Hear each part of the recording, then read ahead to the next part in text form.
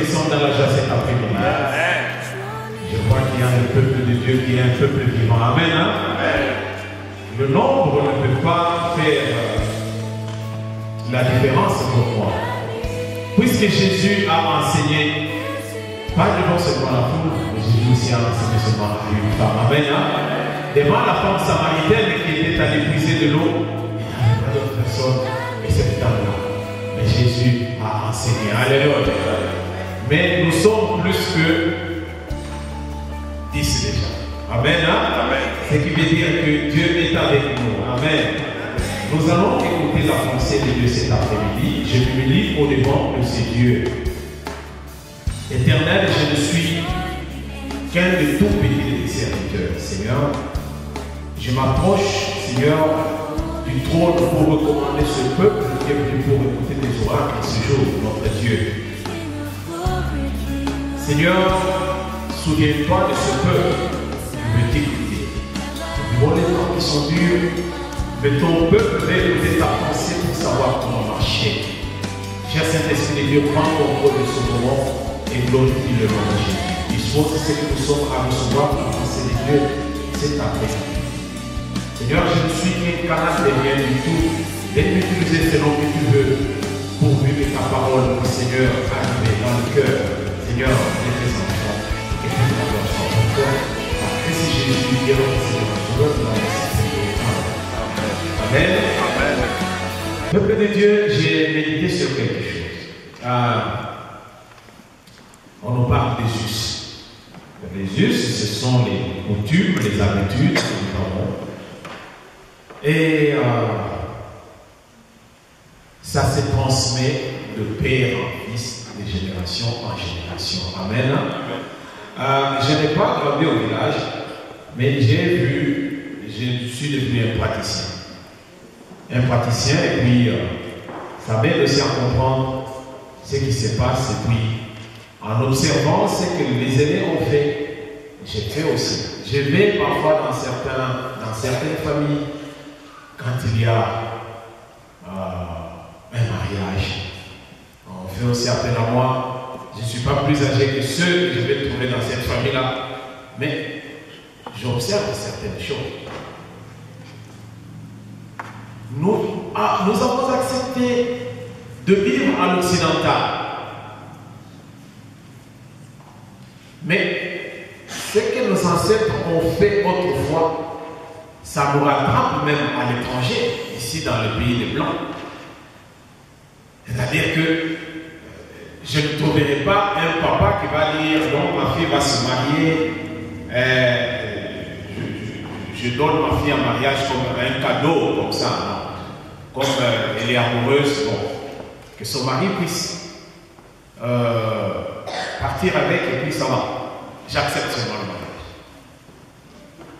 Non, ça ne va pas se faire. Nous avons notre culture et puis nous avons une civilisation. Pour que ma fille puisse aller dans une autre famille, c'est-à-dire qu'elle devienne l'épouse de quelqu'un d'autre, alors cette famille-là va me verser une dot. À moins que nous soyons le matriarcat comme chez les Indiens, c'est la femme qui va épouser. Oh, là je pense que je serai riche dans une famille. Si une femme vient m'épouser, qu'est-ce que je serai vraiment capricieux? Parce que là, vous devez faire la queue. Que celle qui a beaucoup d'argent puisse me gagner. Mais nous, les Bantous, là, nous allons épouser. Et quand tu pars, tu vas donner ta dot. Et quand la dot est acceptée, alors là, maintenant, on te donne la fille en mariage. Mais ça s'est passé il y a... Non, c'est toujours d'actualité. Chez nous, en Afrique, d'où nous venons, et ici en Occident, ça nous a rattrapés. Personne ne va donner sa fille en mariage comme ça, comme on donnait un bonbon à quelqu'un. Non. J'ai besoin de la dot. Et pour prendre cette dot, il y a aussi les étapes par lesquelles il faut passer. Pourquoi je prends un exemple de ce genre pour apporter la parole de Dieu? Je veux dire une chose, bien aimée. Ce que nos ancêtres ont fait ça doit se transmettre de génération en génération. Alléluia. Alléluia. Le dimanche passé, je suivais, non, le dimanche de Pâques, non, c'était le samedi de Pâques, il y a un homme de Dieu qui a prêché ici. Et quelque chose m'est venu à l'esprit. Il a parlé de Jésus. Jésus, notre Pâques, notre agneau immolé. Mais ça coïncidait, quand Jésus a institué la Pâques, ça coïncidait avec la Pâques juive. Ça coïncidait avec la Pâques juive qui est un souvenir pour ce peuple qui était en captivité, qui vivait en esclavage en Égypte. Ce peuple est sorti de l'esclavage pour vivre la liberté. Et quand nous mettons ça dans la nouvelle alliance, nous sommes, nous qui sommes là aujourd'hui, nous sommes aussi partis de l'esclavage pour une vie de la liberté. Et c'est lui qui nous a donné à faire ce pont, c'est Jésus-Christ. Alléluia. Jésus est venu, puisque nous étions en esclavage. Moïse est allé chercher le peuple qui est en esclavage pour l'amener dans un pays de la liberté. Jésus est venu nous prendre pour nous ramener dans la nouvelle alliance, nous préparer pour le royaume, nous libérer, puisque nous étions aussi esclaves, mais cette fois-ci esclaves du péché. Or, le péché fait que nous puissions rester en désaccord avec Dieu. Le péché fait que nous soyons coupés avec Dieu.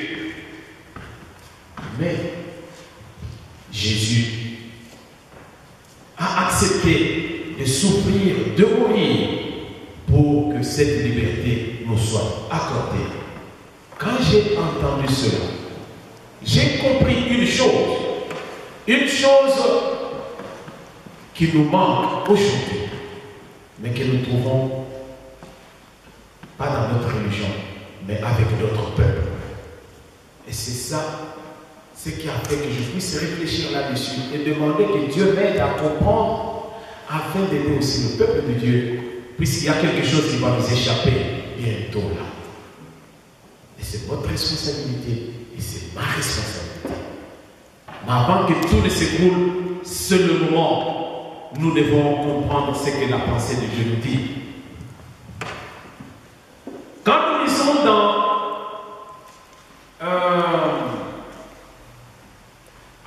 voilà, nous allons lire dans Jean chapitre 6, 53 à 58. L'évangile de Jean, au chapitre 6,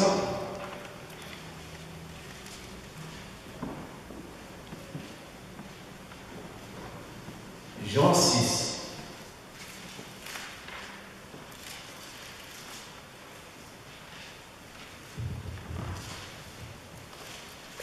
Jean 6, nous allons lire à partir du verset 53 au verset 58.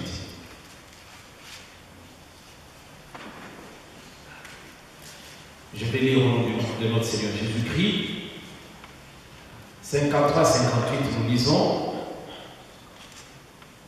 Jésus leur dit, en vérité, je vous le dis, si vous ne mangez la chair du Fils de l'homme, et si vous ne buvez son sang, vous n'avez point la vie en vous-même. Celui qui mange ma chair et qui boit mon sang a la vie éternelle, et je le ressusciterai au dernier jour. Car ma chair est vraiment une nourriture, et mon sang est vraiment un breuvage. Celui qui mange ma chair et qui boit mon sang demeure en moi, et je demeure en lui. Comme le Père qui est vivant m'a envoyé et que je vis par le Père, ainsi celui qui me mange vivra par moi. C'est ici le pain qui est descendu du ciel. Il n'en est pas comme de vos pères qui ont mangé la manne et qui sont morts. Celui qui mange ce pain vivra éternellement. Alléluia. Celui qui mange ce pain vivra éternellement.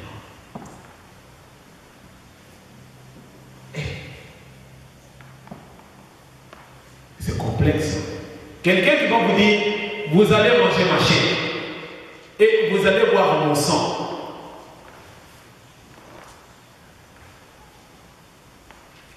Manger la chair de Jésus est un sujet qui a amené vraiment des discords, qui a amené qu'il puisse y avoir des disputes entre les Juifs. Les Juifs qui suivaient Jésus, ils ont dit, mais qu'est-ce qu'il y a avec cet homme? Il nous dit de manger son sang, de manger sa chair et de boire son sang. Bien aimé de nos jours, si quelqu'un vient vous dire, mon frère, tu vas manger ma chair et tu vas boire mon sang, à moins que tu sois Sakombi qui avait vu quelqu'un boire un verre de sang, je pense que tu es dans un secte quelque part, ou bien tu es... Mais on va dire que tu es animé d'un esprit de cannibalisme. Vous savez ce que c'est. Quand tu possèdes cet esprit, c'est là que tu pousses à manger. Tu as comme nourriture la chair d'un homme. C'est-à-dire, toi, tu vas, je ne sais pas, tu vas devenir un prédateur ou quoi, je ne sais pas. Tu vas marcher cherchant les gens à attraper. Je pense que tu vas avoir un bon véhicule. Aussitôt, tu as capturé quelqu'un, tu le mets directement dans... tu fouilles, puisque tu vas le bouffer. Donc, manger la chair de quelqu'un, c'est très fort. Les Juifs n'ont pas compris ça. Et boire aussi le sang de quelqu'un, c'est dégueu. Les enfants d'ici vont vous dire, papa c'est dégueu. C'est-à-dire c'est dégueulasse. Papa c'est dégueu. Alléluia. Alléluia. Mais on va vous dire que vous allez manger la chair de cet homme-là. Peuple de Dieu, nous devons nous instruire. Et nous avons besoin d'un éclaircissement. Nous devons être éclairés par le Saint-Esprit pour comprendre la pensée de Dieu. Si aujourd'hui il y a une multiplicité d'églises, des pensées qui diffèrent, des doctrines qui diffèrent, c'est tout simplement parce que l'homme ne s'instruit pas davantage. Et il prend la parole de Dieu crue. Il n'a pas compris c'était dans quel contexte, qu'est-ce que cela signifie. Et il transmet ça n'importe comment et ça porte à confusion. Ça porte à confusion. Le temps que nous vivons, nous avons besoin de ce que nous appelons l'esprit de discernement pour comprendre la pensée de Dieu. Nous avons besoin de l'esprit de discernement. La chair dont Jésus faisait mention, ce n'est pas son corps. Parce que si nous regardons même, il a dit manger à ma chair, mais personne n'a bouffé sa chair. Et personne n'a bu aussi son sang. Mais qu'est-ce que cela signifie? Qu'est-ce que cela signifie? Donc manger à la chair de Jésus, boire son sang, peuple de Dieu, ce n'est pas le corps matériel. Je ne dirais pas non plus, c'est un corps spirituel que vous allez manger. Comment vous allez manger quelque chose qui est spirituel? C'est impossible. Mais si nous retournons dans les Écritures, nous allons comprendre ce que cela signifie. C'est juste une image. L'homme va se nourrir du Verbe. Le Verbe fait chair. Le Verbe. Alléluia. J'aimerais que nous puissions comprendre à ce niveau, peuple de Dieu. Quand nous mangeons une nourriture saine, nous sommes en bonne santé. J'ai fait parfois le marché. J'entre dans certains je peux dire, compagnie souvent de ça,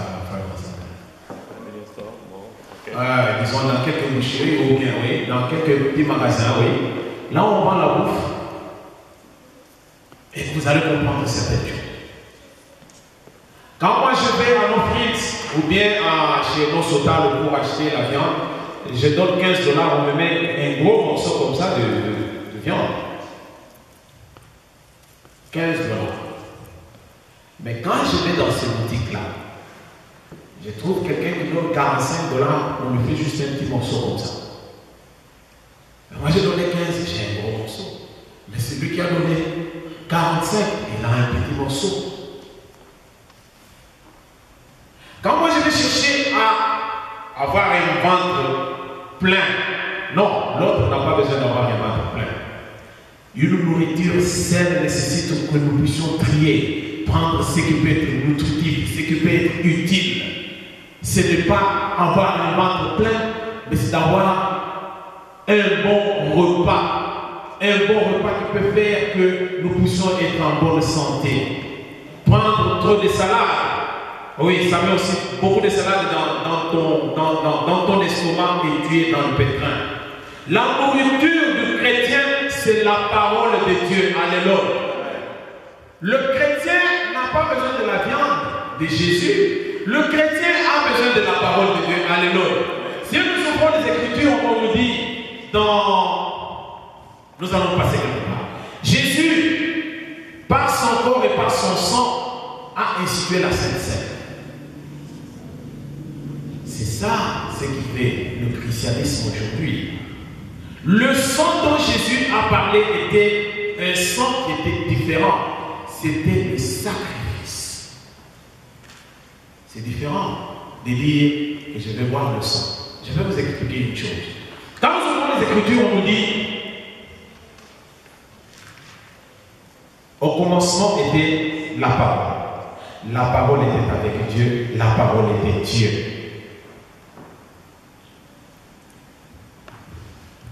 Non, je ne veux pas faire une intervention.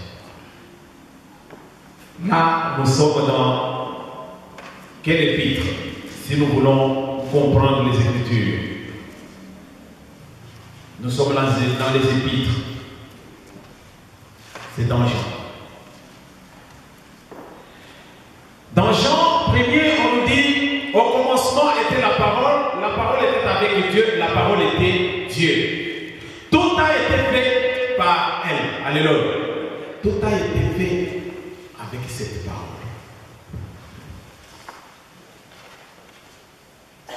Dieu ayant vu que son peuple avait désobéi et que ce peuple est allé dans la perdition, le peuple qui était coupé avec Dieu, Dieu a voulu récupérer ce peuple.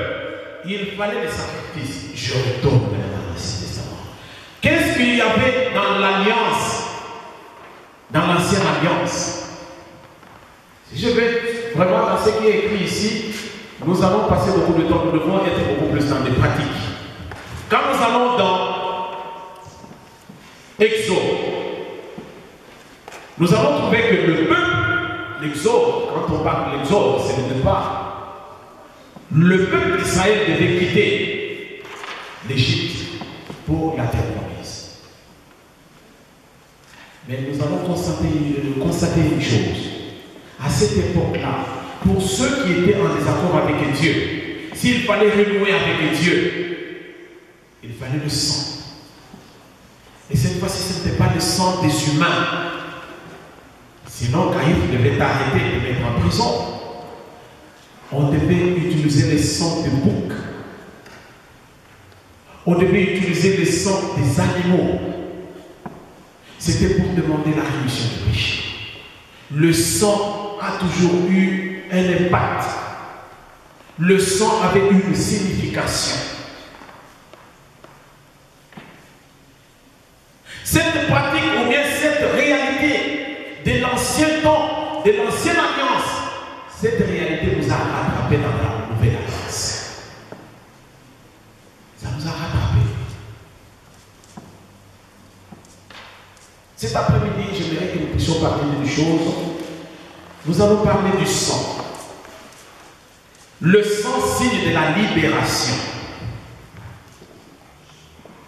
Le sang, signe de la libération. Quand le peuple d'Israël devait quitter l'Égypte pour aller dans la terre promise, cette nuit-là, comme le roi ne voulait pas libérer le peuple, Dieu a fait pour que le peuple puisse partir. Moïse est allé auprès du chef du roi, mais le roi n'a pas voulu. Dieu a voulu aussi que ceux qui ont un cœur endurci puissent être bénis. l'esprit de la mort devait passer. On devait tuer. Qu'est-ce qui s'est passé? Dieu a demandé qu'on puisse immoler l'agneau. Nous allons prendre la chair de l'agneau. Nous allons manger. On va faire le barbecue. C'est ça. Et ça, c'est ce qui s'était passé. On a pris la chair, on a fait des barbecues. Pas de grillade, barbecue. Et on devait manger cette viande debout. Parce que c'était le départ. Et le sang qu'on avait, quand on a immolé l'agneau, on prend le sang. Dieu avait donné une instruction que ce sang soit mis sur les linteaux de la maison. Maintenant, quand l'esprit de la mort va passer, les portes qui seront scellées du sang, ces portes-là seront épargnées. Alléluia. Les portes là où sera le sang de l'agneau, dans ces portes, que cet esprit de la mort passe et que la vie qui est dans cette maison-là soit épargnée. Le sang dans l'ancien temps, dans l'ancienne alliance, on devait immoler l'agneau, on devait verser le sang. Le sang a fait que le peuple soit épargné puisque la mort devait passer. Mais là où il y avait le sang, il y avait la vie. Alléluia. Là où il y avait le sang, il y avait la vie. Quand l'esprit de la mort est venu, il y a eu des pleurs dans la vie. Mais là où il y avait le sang, il y avait la vie. Alléluia. Le peuple d'Israël était épargné, était à l'abri par le sang. Dieu a vu le sang.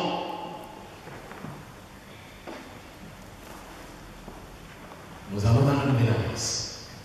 Jésus nous dit ceci. Dans la nouvelle alliance, le sang, je le disais ici il y a quelques semaines, quelques mois. Dans la nouvelle alliance, le sang de Jésus était la rançon payée pour le rachat. Nous étions esclaves du péché. Dieu, par Jésus-Christ, nous a rachetés. Nous sommes à lui. J'appartenais à Constantin. Quelqu'un d'autre veut me prendre. Il doit verser quelque chose à Constantin pour que je sois la propriété de quelqu'un d'autre. Comme nous étions esclaves de Satan, esclaves, Dieu, nous ayant connus avant la fondation du monde, nous étions et nous sommes toujours son peuple. Dieu a voulu récupérer ce peuple qui était dans la perdition. Et il fallait que le sang, il fallait que la rançon soit versée. Comme le péché est entré dans le monde par un homme, ce n'était pas par des boucs, alors il fallait aussi que ce soit un homme qui puisse être comme la rançon pour que le peuple soit récupéré, que le peuple soit racheté. Le sang de Jésus cette fois-ci, ce n'est pas comme le sang de bouc pour la rémission de péché, mais le sang de Jésus c'est pour la libération. Alléluia. Le sang de Jésus a coulé pour la libération. Nous étions esclaves du péché. Il fallait nous racheter. Il fallait que le sang coule. L'acte salvateur de Jésus-Christ nécessite une perpétuelle reconnaissance. Nous avons intérêt à transmettre ce que nous avons reçu à nos descendants. Jésus a dit, faites ceci en mémoire de moi. Toutes les fois que nous nous célébrons, nous faisons la Sainte Seine, il a dit, faites ceci en mémoire de moi. Nous nous souvenons de sa mort et de sa résurrection.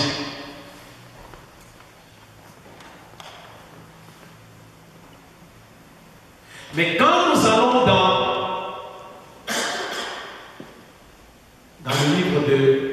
Exode 12. Si nous pouvons lire un peu rapidement. Exode chapitre 12, nous lisons.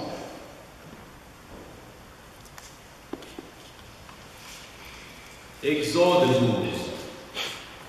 Je vais au verset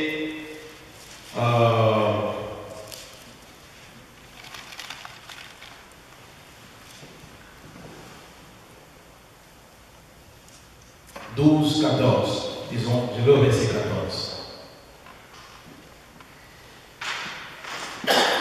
Vous conserverez le souvenir de ce jour et vous le célébrerez par une fête en l'honneur de l'Éternel. Vous le célébrerez comme une loi perpétuelle pour vos descendants. Pour vos descendants, une loi. Une loi perpétuelle. Une loi perpétuelle pour vos descendants. Et c'est là où il y a un nœud à dénouer. C'est là où il y a un nœud à dénouer. Peuple de Dieu, Jésus sur la croix, il dit tout est accompli. Il devait accomplir une mission. Le sang de Jésus, dont il nous parle ici de pouvoir boire, ça a été versé comme rançon pour que nous puissions réintégrer la mère patrie.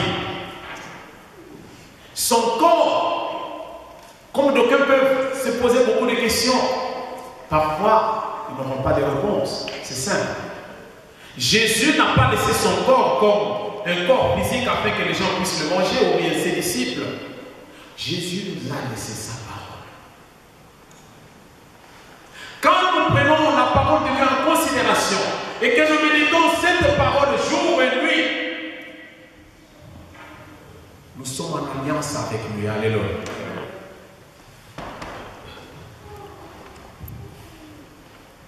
Cette parole est vie. On dit Jésus est le pain du ciel. Ceux qui ont mangé la manne dans le désert, ils sont morts. Jean chapitre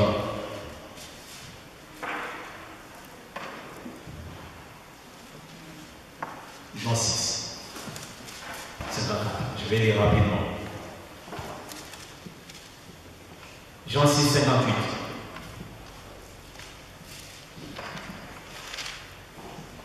C'est ici le pain qui est descendu du ciel. Il n'en est pas comme de vos pères qui ont mangé la manne et qui sont morts. Celui qui mange ce pain vivra éternellement. Alléluia. Le peuple d'Israël qui était affranchi, libéré, affranchi, mais qui est parti de l'autre côté pour vivre dans la liberté. Ce peuple a eu à manger aussi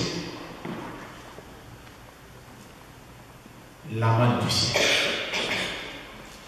Cette manne qui n'était pas tombée autrefois, la manne est tombée dans le désert et le peuple d'Israël a mangé à cette manne. Mais ce peuple est mort dans le désert. Alléluia. Là nous étions dans l'ancienne alliance. Ce peuple a mangé la manne, mais ce peuple est mort dans le désert. Mais dans la nouvelle alliance, Christ est pain du ciel, parole vivante. C'est lui qui le prend, qui prend ce pain qui est venu du ciel, vivra éternellement. Quand nous lisons les Écritures, 1 Jean 13, 1 Jean 3,16. Non, 1 Jean 3,16. C'est ça. Jean 3,16 nous dit ceci. Car Dieu a tant aimé le monde qu'il a donné son Fils, afin que quiconque croit en lui ne périsse point, mais qu'il ait la vie éternelle. Alléluia. C'est Jean 3,16 qui nous dit ça. C'est la parole de Dieu. Car Dieu a tant aimé le monde qu'il a donné son Fils. Il a donné quoi? Son Fils. Son Fils était quoi? La parole de Dieu. Quiconque croit, si tu crois en cette parole, en Jésus,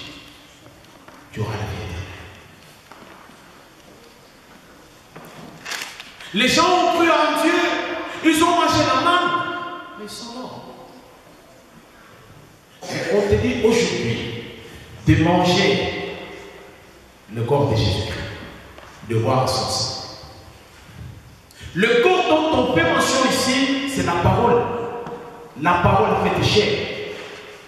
C'est-à-dire, quand tu prends la parole de Dieu, tu es en train de manger le pain du ciel. Alléluia. Et le sang de Jésus, c'est la rançon qui a été versée sur la croix pour nous libérer. Quand la mort va venir, toi tu es scellé. Amen. Peuple de Dieu, tu es scellé. Alléluia. Amen. Tu es scellé. La mort ne va pas te vaincre, puisque toi, tu es de ceux qui ont vécu par Jésus-Christ. Il est celui qui a vécu la mort. La mort ne peut pas le retenir. Je vais expliquer une chose. On a dit, le sol ne pouvait pas le retenir. 3 jours après, il est ressuscité. Je vais poser une question facile. Je ne sais pas, la parole que je suis en train de sortir là, si je mets ça même dans un sachet, je ne sais pas comment je vais l'enterrer. Je ne peux pas prendre la parole, mettre ça dans la terre et puis ouvrir. Alléluia. C'était difficile qu'on puisse retenir cet homme de Galilée dans la tombe, puisqu'il était la parole. Il n'avait pas la chair, c'était pas la chair comme telle, c'était une parole. Alléluia. C'était difficile de retenir la parole dans la terre, non. La parole c'est dans l'air. La parole est dans l'air, dans l'espace. Alléluia. La rançon versée, le sang. Ce sang nous lave. Le sang de Jésus nous purifie. Et quand nous lisons les Écritures, on nous dit, par ces vertus, nous sommes guéris. Si j'ai quelque chose à réclamer aujourd'hui, je ne peux pas mettre les genoux par terre en pleurant pour n'importe quoi, ma maladie, quoi. Non. Si tu dis Seigneur, non, tu dois aller à la croix. Parce qu'à la croix, c'est là où on a découvré la pauvreté, la malédiction. Tout ce qui peut faire le blocage dans ta vie, à la croix. Et quand je vais à la croix, je dis Seigneur, toi tu avais dit, tout est accompli à la croix. Tu m'avais affranchi. Je viens à la croix réclamer ma guérison pour cette maladie qui m'emmerde. Alléluia. À la croix. Et le sang me couvre. Le sang de Jésus. Quand la mort va venir, toi tu es scellé. La mort ne peut pas te vaincre. Tu es de la race des vainqueurs. Alléluia. Le peuple d'Israël devait continuer cette pratique de la Pâque pour des générations futures, des générations en génération. Alléluia. C'est là où je vais vous poser la question pour conclure. Je n'ai pas voulu prendre beaucoup de versets, mais quand j'ai médité cette parole, j'avais des larmes dans mon cœur. Ce n'est pas facile. Nous avons une génération qui est en train de s'effacer. Si je vais regarder dans cette salle, un Constantin, un Thierry, ma soeur derrière, mon grand frère derrière, les aînés qui sont de l'autre côté. Nous avons son âge. Nous avons qui ici? La génération là qui est derrière, là, à côté de mon pasteur à l'intérieur, les petits-enfants. Nous avons à communiquer à cette génération future quelque chose. Nous sommes de la nouvelle alliance. Alléluia. Alléluia. Nous sommes de la nouvelle alliance. Dans l'ancienne alliance, les gens sont allés dans la loi de Moïse. Et dans la loi de Moïse, il y avait la condamnation. Ce qui fait le pilier du judaïsme aujourd'hui, c'est la loi de Moïse. Mais vous et moi, nous sommes dans la nouvelle alliance avec Jésus-Christ. Alléluia. Qu'est-ce que nous transmettons à cette génération future? Parce que demain, nous allons passer. Voilà là où nous sommes. Il n'y a que des aînés ici.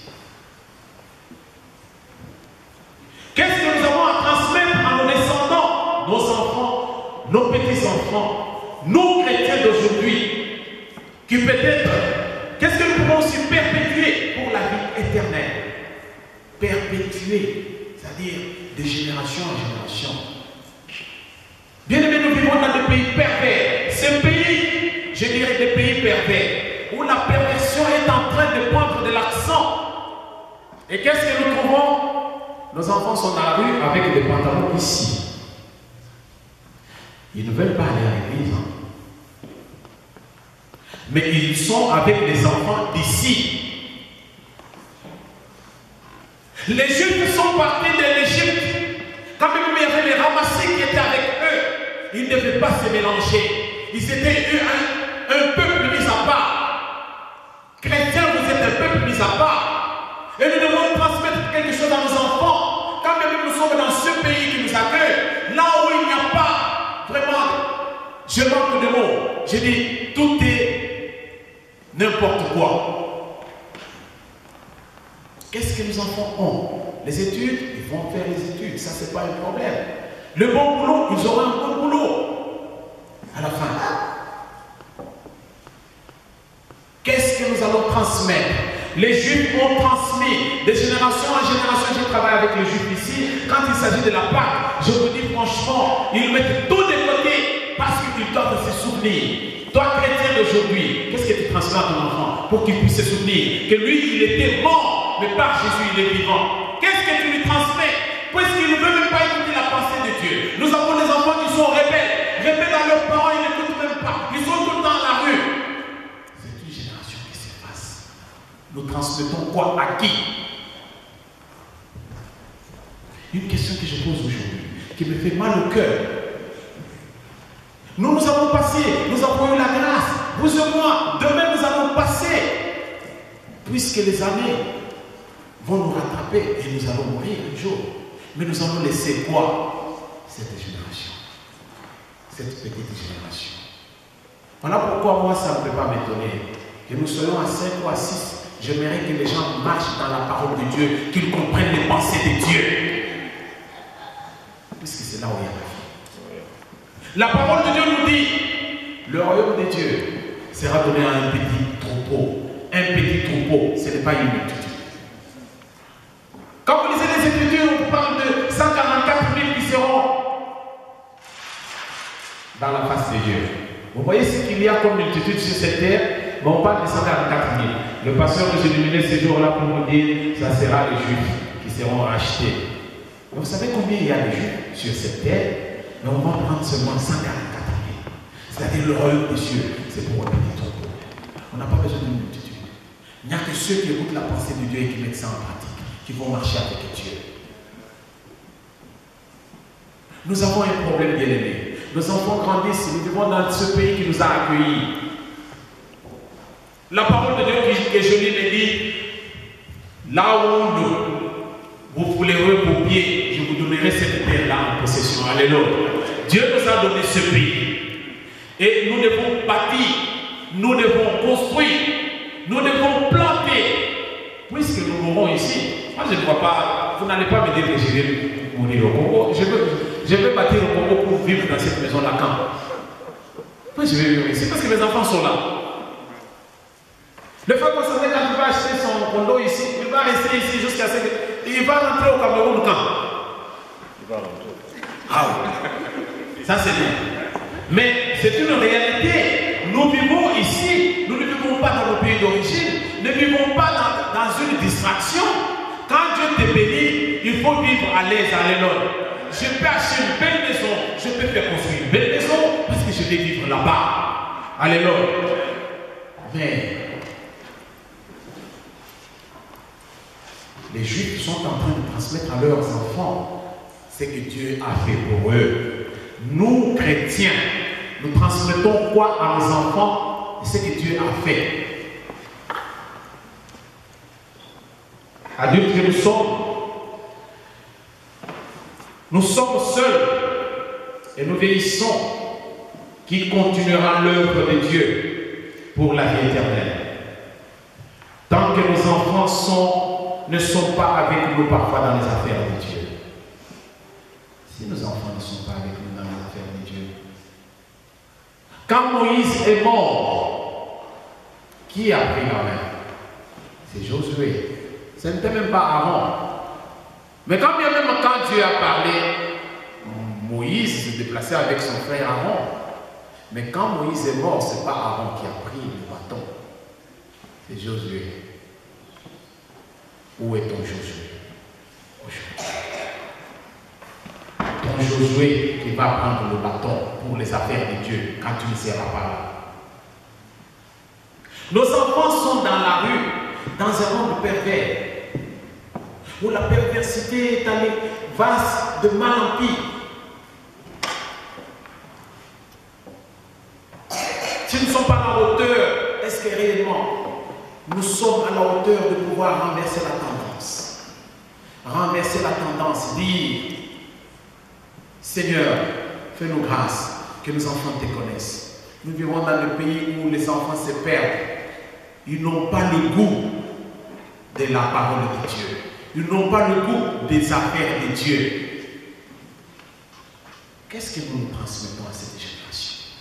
Toi et moi, nous avons reçu la grâce. Nous connaissons Dieu. Demain, même si la mort m'est rattrapée sur la route, j'irai en paix. Moi, je n'ai pas peur de la mort. L'apôtre Paul a dit, la mort m'est un gain. Il a combattu le bon combat, mais la mort lui était un gain parce qu'il ne devait pas continuer à souffrir. Il devait un jour se reposer. Mais toi, tu vas te reposer. Dieu t'a fait une grâce, tu l'as connu. Tu sais que par Jésus-Christ, tu es libre, tu es affranchi. Par Jésus, tu as la vie éternelle. Mais ton enfant, tu lui donnes quoi? Nous avons des enfants qui sont des rebelles.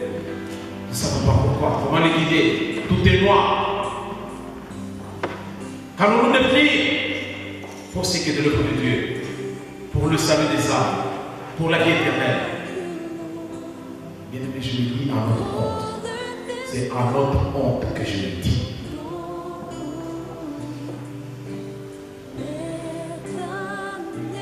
C'est aujourd'hui ou jamais. Jésus revient bientôt. L'homme de Dieu nous a donné le message avant même la Pâque. Jésus va revenir comme un voleur. Ça peut être aujourd'hui, ça peut être demain. Dans 1 Pierre, on dit, mais son avènement c'est pour quand? Vous vous disiez que mais nos ancêtres ils sont morts. Mais non. Dieu use de patience pour que personne ne puisse se perdre, mais que tous aillent à la repentance et qu'ils vivent. Mais pour qu'on aille à la repentance, il faut d'abord que nous puissions connaître qui est Dieu. Mais si nous ne voulons pas connaître Dieu, nous vivons la perversité qui nous entoure. Comment nous allons connaître Dieu? Nous sommes en train de nous effacer. Nous allons prier. Nous allons prier que Dieu nous fasse grâce à penser. Comprendre que le temps est mauvais. Jésus revient bientôt. Nous avons des enfants que nous avons mis au monde. Dieu nous a fait une grâce, il nous a bénis. Donc, ils cherchent des enfants désespérément. Les autres vont même les acheter. Mais nous, Dieu nous a fait une grâce, nous avons des enfants. Nous devons léguer quelque chose à ces enfants. Non seulement notre fortune qui est fongible, non seulement tout ce qui est périssable, mais nous devons donner à nos enfants ce qui est éternel. Leur faire comprendre que Jésus est le chemin, la vérité et la vie. Si vous connaissez cet homme, vous vivrez. Quand demain vous êtes mort, vous vivrez, puisque la parole de Dieu que je l'ai dit. Au jour de son avènement, les morts en Christ ressusciteront. Premièrement, les morts en Christ. Et nous qui serons encore vivants ce jour-là, nous allons le rejoindre. Que Dieu nous fasse grâce.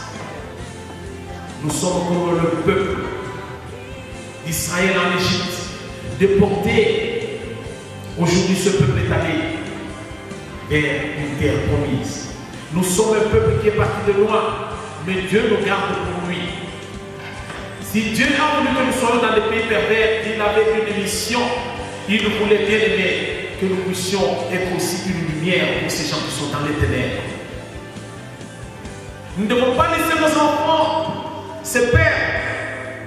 Cherchons à faire, demander que Dieu nous aide afin que la flamme soit toujours là, que la lampe soit toujours allumée. Éternel notre Dieu, nous te bénissons.